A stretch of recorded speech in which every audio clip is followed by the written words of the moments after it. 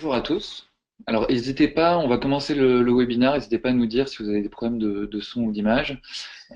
Merci d'être présent aujourd'hui pour ce webinaire qu'on a décidé de consacrer à l'expérience collaborateur, un thème qui est évidemment important pour nous et sur lequel on va essayer pendant 30 minutes de vous apporter des pistes, des solutions, de vous expliquer également ce qui aujourd'hui peut-être dans votre entreprise peut altérer cette expérience et on va donc essayer de vous décrire de manière assez simple comment vous allez peut-être pouvoir y travailler au quotidien. Donc moi je suis Emeric Deschamps, Wellbeing Advisor chez Weobi. Aujourd'hui je suis en compagnie de Stéphane. Bonjour, je m'appelle Stéphane Yaïch et je suis sophrologue, mais pas que, je suis formateur, consultant et coach en mieux vivre au travail. Et puis, vous ne le voyez pas, mais il est présent avec nous, Christophe, qui au terme de ce webinaire, une fois que nous aurons fini cette présentation, voit vos questions et du coup sera le modérateur pour que nous puissions répondre du mieux que nous pouvons aux questions que vous aurez peut-être. Pour commencer ce webinaire, nous avons choisi de faire un focus sur WeWork qui donne le tempo aujourd'hui de ce que peut être une expérience collaborateur réussie. WeWork, c'est une success story à l'américaine, une entreprise qui existe depuis quelques années et qui aujourd'hui a un concept très simple, créer des espaces de coworking beaux, confortables, avec pour ses clients et pour ses membres tous les services qui peuvent leur aider à travailler du mieux qu'ils peuvent au quotidien et surtout avoir créé des espaces qui permettent aux gens d'échanger le plus simplement possible et de provoquer la rencontre entre ses membres pour favoriser l'innovation. L'idée de WeWork, c'est vraiment développer des communautés pour créer de la diversité et c'est ce que d'ailleurs ont très bien compris les entreprises que vous pouvez voir juste en dessous, les grands groupes qui décident aujourd'hui de s'installer de plus en plus dans ces espaces de coworking. Aujourd'hui, c'est ce qui fait la force de WeWork, c'est que 35% des utilisateurs font partie de PME, 14% font partie des grands groupes, et aujourd'hui, c'est ce qui permet vraiment de créer de la diversité dans ces espaces pour favoriser l'innovation. Aujourd'hui, ce qui est important de garder en tête, c'est que on peut l'observer grâce à WeWork, mais les modes de travail sont en train de changer considérablement. En 2020, 50% des actifs auront moins de 30 ans. Les gens veulent travailler différemment et les millennials qui se représenteront une grande partie de la population active vont travailler différemment et seront de plus en plus exigeants sur le cadre dans lequel ils travailleront. Donc pour refléter un petit peu ce qui est important aujourd'hui pour être un salarié heureux. Alors évidemment, il y a pas mal de statistiques sur le sujet. Vous en avez peut-être certaines en tête. Voilà, ce qui est évident aujourd'hui, c'est qu'un salarié heureux est un salarié moins malade, moins absent, plus créatif. Mais ce qui est également important de souligner, c'est qu'aujourd'hui, la clé dans une expérience collaborateur réussie, en tout cas l'une des clés, c'est également la communication. Aujourd'hui, 70% des salariés tiennent leurs connaissances métiers des connaissances de leurs collègues. Et aujourd'hui, c'est donc vraiment un des leviers les plus importants pour travailler sur notre expérience collaborateur. Voilà, quelques chiffres également sur l'absentéisme qui aujourd'hui est une manne financière considérable en termes de budget. Et donc voilà, si vous souhaitez améliorer votre expérience collaborateur, aujourd'hui c'est bien d'avoir certains de ces chiffres en tête. Et encore, là, il y a un chiffre dont on ne parle pas, c'est le présentéisme, c'est difficilement quantifiable, mais c'est aujourd'hui Tout à une des fait. plaies qui coûte beaucoup plus cher à l'entreprise. Alors c'est vrai que pendant des années, on a eu du mal quand même à conjuguer bien-être et travail, deux mots qui n'allaient pas forcément ensemble. Aujourd'hui, c'est vrai que les études nombreuses qui sont menées sur le sujet montrent que ça forme plutôt un duo 100% gagnant pour l'entreprise et qui fait totalement partie de ce qu'on appelle l'expérience collaborateur. Alors, le bien-être, le bien-être au travail, c'est un des fondamentaux de l'expérience collaborateur, mais ça n'est absolument pas la finalité. Il faudra juste le rappeler. Alors, l'expérience collaborateur, qu'est-ce que c'est? Bien, c'est la somme de tous les moments qui sont vécus dans l'entreprise par le salarié, depuis le moment où il est recruté jusqu'à son départ. Et, euh, et ce parcours parcours professionnel va être jalonné d'un certain nombre d'expériences, de tranches de vie professionnelle qui vont construire sa vie personnelle également. Et, euh, et dans ce parcours, le bien-être au travail, c'est une clé pour l'entreprise. Pourquoi? Parce que, alors, On a parlé d'expérience collaborateur, mais avant de parler d'expérience collaborateur, on parlait d'expérience client. Et cette expérience collaborateur n'est que le reflet fidèle de l'expérience client. Parce que le collaborateur, c'est, il faut juste le rappeler, le premier client de l'entreprise quand même. Et un client qui doit être séduit, qui doit être conquis, qui doit être chouchouté, qui doit être fidélisé. Et c'est exactement le même processus que pour un consommateur. Il achète quelque chose, il achète une marque employeur, il achète une promesse, il achète des bénéfices, il achète des valeurs, bien évidemment. Et tout au long de sa vie dans l'entreprise, eh bien comme à un moment, j'ai réévalué. Je disais, j'étais Citroën, maintenant voilà, eh bien, je suis Renault. Et bien à un moment, j'ai réévalué ma fidélité à une marque et j'ai réévalué la durée, la longévité de cette fidélité. Et de cette manière, le collaborateur, il doit être entretenu dans cette relation de fidélisation. Et parce que c'est extrêmement fragile, c'est une relation qui est qui doit être durable. Et malheureusement, lorsque l'expérience commence à être négative, eh bien c'est une relation qui commence à se dégrader. Alors, il faut juste rappeler aussi, je disais que le collaborateur est le premier client de l'entreprise. Avec l'explosion des réseaux sociaux, le client, le consommateur, il est devenu un véritable consommateur. C'est-à-dire qu'il a un pouvoir de communication et aussi un pouvoir de nuisance d'ailleurs, extrêmement important avec les réseaux sociaux. Et le collaborateur a suivi ce mouvement. Le collaborateur parle, s'exprime. Il parle avec ses amis, qu'ils soient réels ou virtuels, sur Facebook, avec sa famille, avec son entourage. Et il parle de sa société, il parle des réussites de sa société généralement. Il parle de ses multiples expériences, il parle de son bien-être et de son mal-être quand il y en a. Et généralement, il communique beaucoup plus vite que l'entreprise. Et lorsque l'entreprise qui sait prendre en main cette expérience collaborateur, l'entreprise qui sait donner à ses collaborateurs une expérience motivante, stimulante, une expérience heureuse, c'est une entreprise gagnante. C'est une entreprise qui va trouver dans cette relation, dans cette expérience, un échange gagnant-gagnant avec son collaborateur. Parce que il y a un livre que je vous recommande qui est L'expérience collaborateur par Corinne Savama.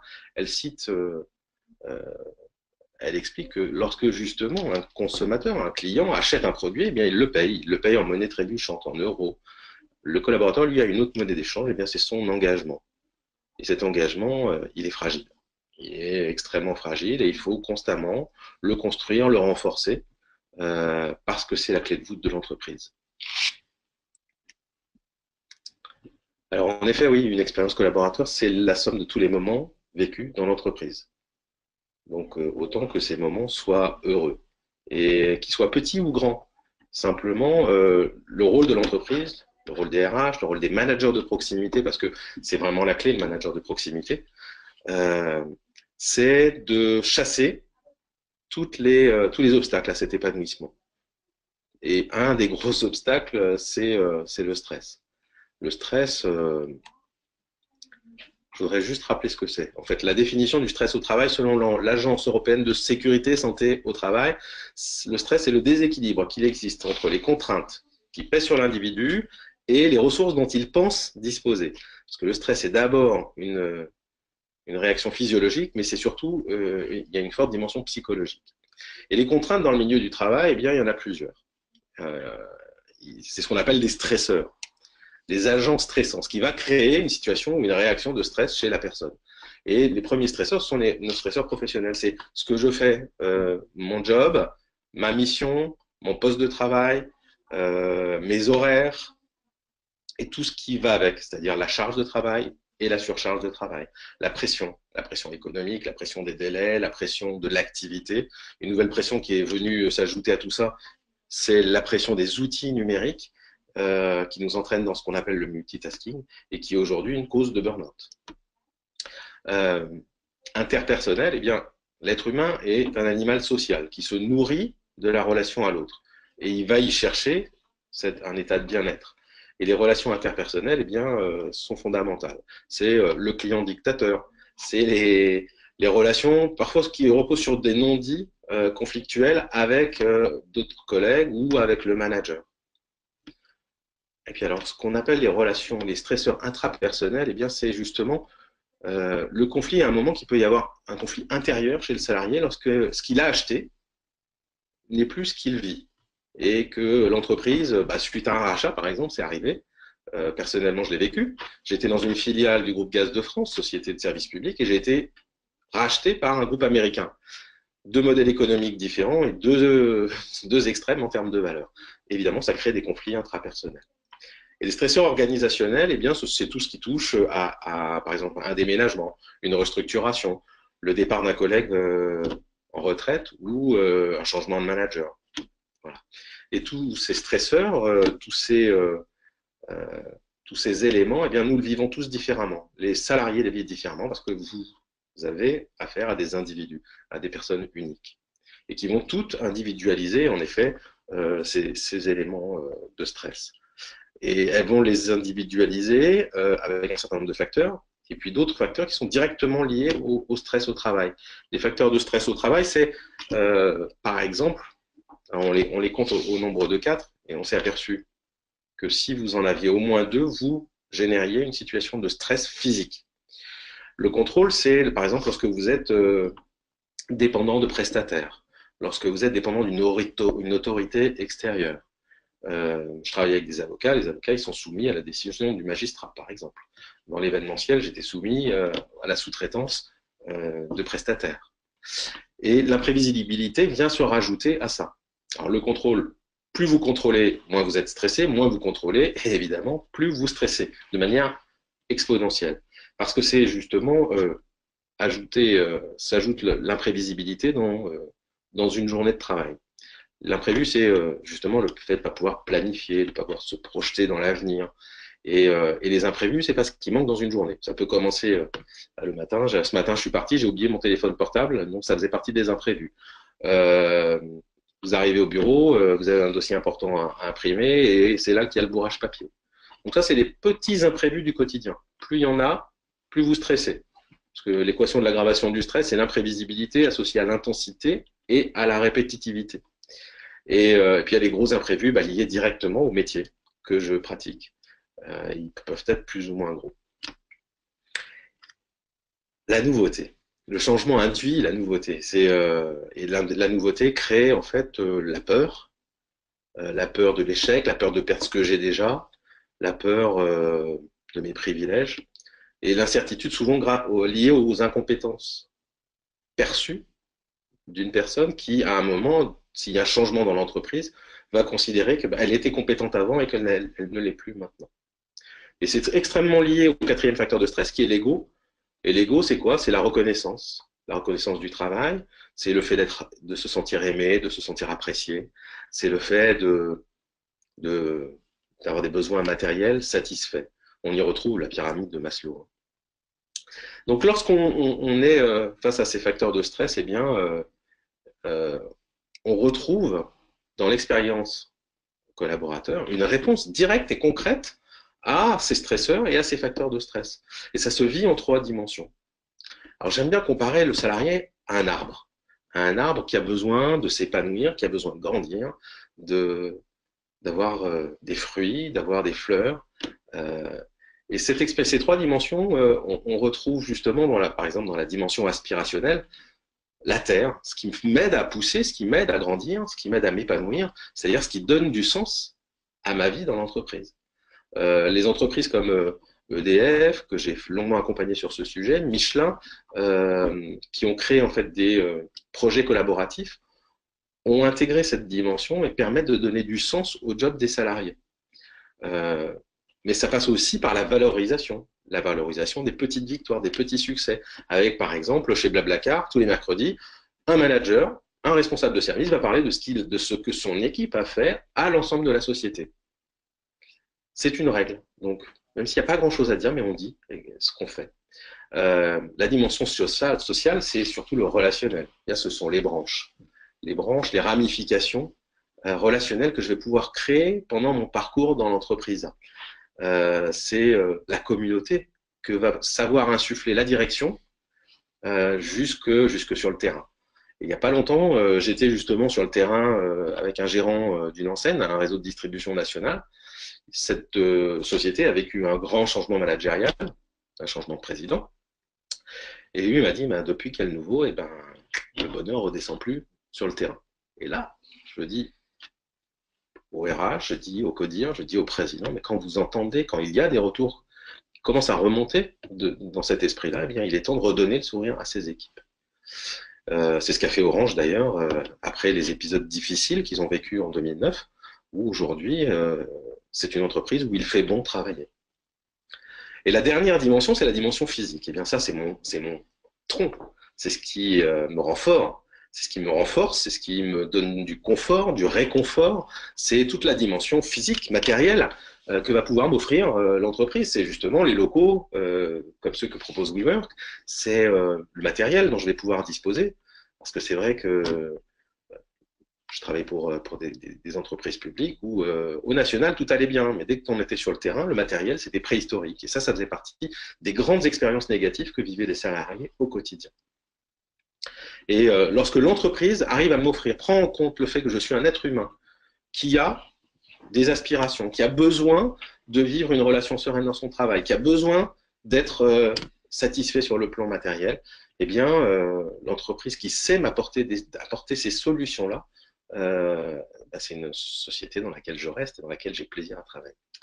Et c'est important, je souhaitais simplement rebondir sur ce que tu disais, Stéphane, sur le côté aspirationnel. C'est qu'aujourd'hui, toute la difficulté des grandes entreprises, on le voit au quotidien, les jeunes aujourd'hui ont tendance à fuir les grands groupes, ce qui est évidemment dommage. Et toute la difficulté pour les grands groupes, c'est justement ce côté aspirationnel.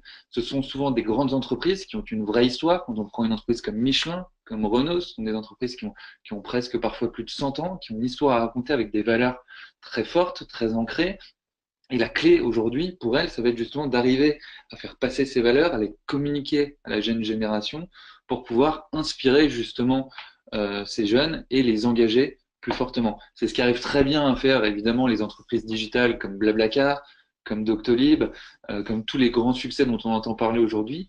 Mais il n'y a aucune raison, si vous voulez, qu'aujourd'hui les grands groupes, avec leur histoire, n'arrivent pas à le faire. Et c'est aujourd'hui tout le challenge pour elles. Mais le grand challenge pour les entreprises qui ont une forte histoire, c'est de retrouver l'élan qu'on peut avoir dans les startups aujourd'hui. Exactement. Donc, alors pour en revenir évidemment aux solutions qui peuvent vous aider à améliorer votre expérience collaborateur, elles sont évidemment très nombreuses. Vous en avez une synthèse représentée ici sur ce graphique. Chacune peut être intéressante en fonction de vos objectifs. On va retrouver évidemment les solutions par exemple de conciergerie, telles Circles qui proposent des solutions sur site, physiques. Mais dans la conciergerie, on va également pouvoir retrouver des acteurs comme John Paul, Quatre Épingles qui vont proposer des solutions plus digitales. Sur l'aspect plateforme collaborative, vous allez retrouver des acteurs tels que Workwell, Windoo, Wizploon. Je vous laisserai aller creuser de votre côté si ce type de plateforme peut vous intéresser. Il y a évidemment l'offre sportive avec des acteurs comme Gympass, Gymlib, que vous connaissez peut-être. On peut retrouver aussi des acteurs comme Sport Heroes qui sont très intéressants dans le côté compétition inter-entreprise et mettre en compétition les salariés de différentes entreprises. Et puis également des outils de pulse management, ce qu'on appelle aujourd'hui le pulse management, qui vont vous permettre, via des sondages très intuitifs, très simples, à vos salariés, de donner du feedback pour pouvoir vous aider à mieux prendre en compte leurs difficultés et à avancer dans la bonne direction. Et puis évidemment, voilà, aujourd'hui pour une bonne expérience collaborateur, ou en tout cas une expérience collaborateur réussie, nous, ce qui nous semble fondamental, c'est l'écoute de vos collaborateurs à travers justement ces outils de sondage, par exemple. Si vous souhaitez creuser le sujet de l'écoute collaborateur, je vous recommande vivement un livre qui a été écrit par Vinette Nayar, qui est le CEO d'une entreprise qui s'appelle HCL Technologies, un Indien qui a écrit un livre qui s'appelle Employee First, Customer Second, et qui justement explique qu'aujourd'hui, toute la valeur de son entreprise réside dans la valeur de ses salariés les plus opérationnels et les plus proches du terrain, et qui a réussi à inverser la pyramide décisionnelle dans son entreprise, et qui aujourd'hui a connu une croissance fulgurante sur les dernières années en mettant en place une politique complètement nouvelle. Évidemment, le télétravail, vous en avez tous conscience, c'est fondamental aujourd'hui pour un équilibre vie professionnelle, vie personnelle aboutie. Le sport, les activités, c'est évidemment ce qu'on propose chez Weobi ou chez d'autres acteurs. Là, ça va permettre de manière très chimique d'activer des hormones comme l'endorphine, la sérotonine, l'ocytocine, la dopamine. La pratique du sport déclenche chez nous l'activation de ces hormones et permet qu'on se sente mieux. La pratique d'activités à plusieurs, en groupe, crée des interactions sociales et permet également de se sentir mieux, de se faire plus facilement confiance. On va retrouver également tout ce qui a trait au développement personnel, essayer d'apporter des solutions très pragmatiques à vos collaborateurs sur des sujets qui peuvent être pour eux très anxiogènes dans leur travail au quotidien. Comment mieux animer une réunion, prendre la parole en public, dompter sa boîte mail quand aujourd'hui, qu'on soit dirigeant ou stagiaire, on va de toute façon être absolument inondé de mails. Et puis, on voit également arriver des modes de management dont vous avez peut-être entendu parler, mais qui font de plus en plus écho aujourd'hui auprès des RH, le management bienveillant, le vulnerability management, comment j'accepte de montrer mes faiblesses à mes collaborateurs. Et d'ailleurs, ça, si vous souhaitez également creuser le sujet, je vous invite à regarder la vidéo TED de Barry Brown, qui a fait une super vidéo sur ce type de management. Donc, tous ces points mis ensemble permettent d'aboutir à une expérience collaborateur réussie. Et nous, comment on va pouvoir vous aider à travailler votre expérience collaborateur? Ce qu'on propose, c'est une application très simple, en 3 clics, qui va permettre à chaque salarié de trouver une activité qui lui plaît, que ce soit sur des sujets bien-être, en pratiquant du yoga, du pilate, du sport, sur des activités plus culturelles, en pratiquant le théâtre, par exemple, qui va également contribuer de manière significative à aider les salariés à prendre confiance en eux et à mieux s'exprimer. La gestion du stress. La gestion du stress, évidemment. Et puis également l'application qui vous permet de générer des communautés, puisqu'on va faire matcher les salariés autour de leurs passions et leurs centres d'intérêt. Et on va de cette manière-là les aider à se retrouver physiquement autour de sujets qui les intéressent et donc à créer du lien différemment. Donc, alors, si tu devais apporter une petite conclusion un peu sympa et positive, La Stéphane. conclusion, c'est si un salarié, c'est un arbre, tout ce qu'on peut vous souhaiter, c'est d'avoir une belle et magnifique forêt de séquoia dans votre entreprise. Une belle forêt qui continue à pousser et à pousser et à pousser. Voilà, et pour pouvoir avancer dans cette direction, ce qu'on constate aujourd'hui, c'est que le stress dont parlait Stéphane est souvent lié à un manque de communication. Améliorer la communication d'entreprise, c'est souvent 95% du problème. Aujourd'hui, il existe de très nombreuses solutions pour améliorer la communication. Weobi, évidemment, en fait partie. C'est pouvoir tout simplement permettre à vos salariés de davantage s'exprimer, leur donner l'occasion de récolter du feedback à travers des outils de pulse management dont on a parlé par exemple. Et donc évidemment, nous, ce qu'on souhaite mettre en avant chez Weobi, c'est pas de compromis, c'est simplement permettre à vos salariés d'avoir toutes les activités qui peuvent leur plaire, de se retrouver ensemble pour apprendre à mieux se connaître et à travailler différemment. Je pourrais juste terminer en disant qu'une expérience hors du commun, c'est une expérience où on vit ensemble des éléments, des moments hors du commun. Ce que vous pouvez offrir à vos salariés, c'est ça. Donc merci de votre attention. Questions, Christophe, est-ce qu'il y a des questions? Alors oui, on a reçu plusieurs questions. Donc la première, même si l'entreprise est bienveillante, il est difficile de tout maîtriser, notamment les relations de travail entre collègues. Quelle solution auriez-vous sur le sujet? Alors typiquement, c'est ce dont on parlait tout à l'heure, c'est-à-dire les relations interpersonnelles. Et alors, quand c'est entre collègues, et bien évidemment, c'est le rôle du manager de proximité, d'être le médiateur, de gérer ce genre de situation. Encore faut-il qu'il sache le faire. Donc ça passe par la formation, ça passe par l'information et par la formation, et par la communication une fois de plus. La communication non violente fait partie des clés justement pour régler ce genre de problème. La communication non verbale aussi, apprendre à décoder les signes pour un manager, c'est important pour pouvoir aider son équipe à grandir.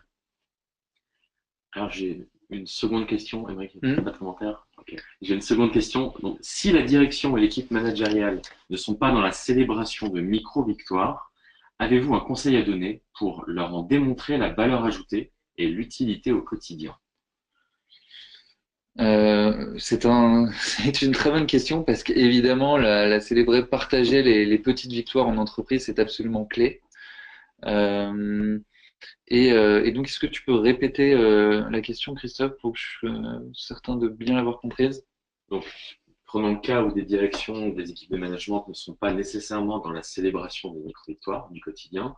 Est-ce que vous avez des conseils à leur donner pour leur montrer que c'est utile de les célébrer? Je reviens sur le manager de proximité. C'est quand les initiatives remontent du terrain, on apporte des preuves à la direction. On apporte des preuves concrètes que l'entreprise est riche. Euh, Aujourd'hui, on parle de richesse humaine à la place des ressources humaines, ça n'est pas pour rien. C'est lorsqu'on arrive à faire prendre conscience à la direction que la richesse, elle est sur le terrain, elle est plus chez les collaborateurs que chez les clients, parce que l'entreprise fonctionne, vit grâce à ses clients, mais elle ne fonctionne que grâce à ses collaborateurs. Et lorsque cette notion est intégrée par la direction, tout va bien.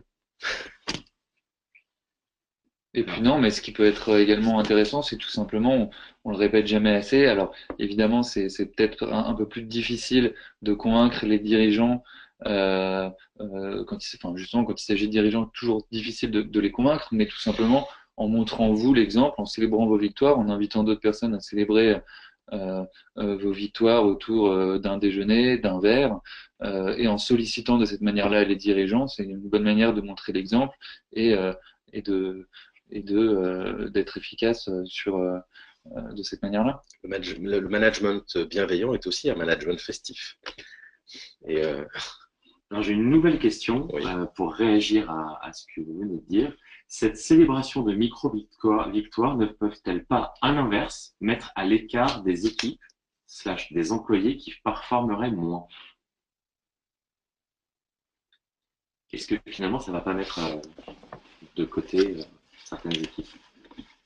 De certains salariés. Dans une équipe, alors là en l'occurrence, ce qu'a fait Blablacar, c'est qu'elle célèbre une équipe, elle célèbre pas des individus. Donc, alors, il y a peut-être des individus à valoriser, à mettre en scène, mais c'est les résultats d'équipe. C'est ce qu'on vit en conduite du changement, où généralement, on a tendance à oublier qu'il faut dire à un moment que les choses se passent bien et que ça marche.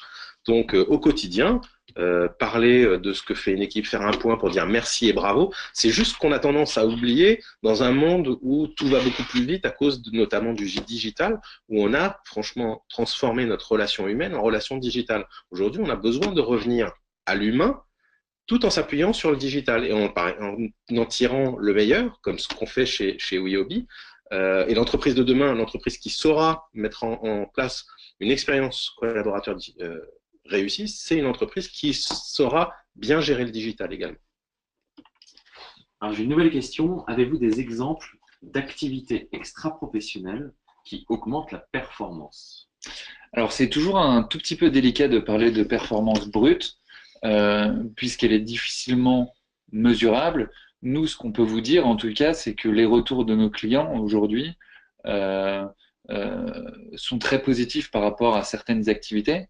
Aujourd'hui, il n'est plus à prouver que des activités comme le yoga, la méditation, la sophrologie, ça a été prouvé scientifiquement, vont aider à mieux gérer son stress, à prendre du recul sur des situations, donc à être plus lucide au moment de prendre certaines décisions, et puis tout simplement, ça améliore également la concentration.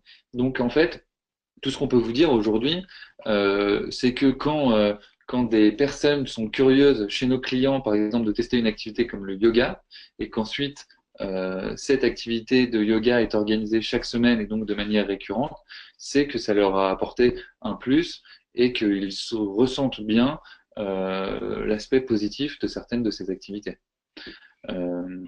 Voilà, vous parlez d'amélioration de la rentabilité ou de la productivité en vous donnant des pourcentages, ce serait vous mentir. On peut simplement vous dire par l'exemple et par ce qu'on a observé chez nos clients que ces activités sont vraiment bénéfiques pour eux. Alors j'ai une toute dernière question, qui n'est pas une question. Pensez à fêter les échecs aussi. que ça nous inspire? Qu'est-ce que ça nous inspire? Les échecs, ça fait partie de l'histoire. Et ce qui est intéressant, c'est qu'aujourd'hui, je reviens parce que je travaille aussi sur la conduite du changement, euh, on a aujourd'hui une course à l'innovation. Donc plus on innove, évidemment, bah, plus on a d'échecs. Et ça, c'est juste un changement de culture à intégrer. Les échecs font partie maintenant de l'histoire de l'entreprise parce que ça nous permet justement, ça nous apprend à grandir, ça nous apprend à corriger le tir, ça nous apprend à voir ce qui fonctionne et ce qui ne fonctionne pas parce qu'on est beaucoup plus en flux tendu, on est beaucoup plus les méthodes agiles intègrent de plus en plus, sont largement sorties du monde de l'informatique pour rentrer dans le monde de l'entreprise et fonctionner en mode agile, c'est ça, bah, c'est travailler à court terme et du coup, bah, évidemment, c'est de temps en temps se casser la figure. J'aime bien utiliser l'image du jongleur. Le jongleur, un bon jongleur, fait toujours tomber des balles. Même s'il est expérimenté, même si c'est le champion du monde de jonglage, il fera toujours tomber des balles. Et ce qu'on retiendra, c'est pas la balle qui est tombée, ce qu'on retiendra, c'est la performance qu'il a lorsqu'il jongle. Et puis évidemment, alors célébrer l'échec, c'est vrai que culturellement en France, ça pourrait passer pour une action parfois peut-être bizarre, mais en tout cas, ce qui est évidemment intéressant à faire, c'est à chaque échec, qu'il soit collectif ou individuel, effectivement, de pouvoir prendre un moment seul ou à plusieurs pour se dire, bon, bah effectivement, aujourd'hui, ça n'a pas marché pour telle raison, et bien effectivement, c'est positif parce que j'assimile cette raison aujourd'hui et je la reproduirai pas à l'avenir. Donc effectivement, on peut en retirer quelque chose de très positif sur le moment en se disant tout simplement qu'on a appris quelque chose, sans pour autant le célébrer en levant les bras, mais c'est absolument évident qu'il faut prendre des temps pour analyser ces échecs. Voilà, alors je crois qu'il n'y a plus d'autres questions. J'espère qu'on a pu vous apporter des éléments de réponse sur ce que peut être une expérience collaborateur réussie. Je vous remercie d'avoir été présent aujourd'hui. D'autres webinaires suivront. N'hésitez pas également à vous partager vos retours sur ce que vous auriez aimé qu'on fasse mieux pour que nous puissions nous améliorer pour les prochaines fois. Et proposer des thématiques. Et proposer des thématiques évidemment qui vous intéresseraient. Merci beaucoup. Bonne journée. Bonne journée à vous. Et à bientôt. Merci.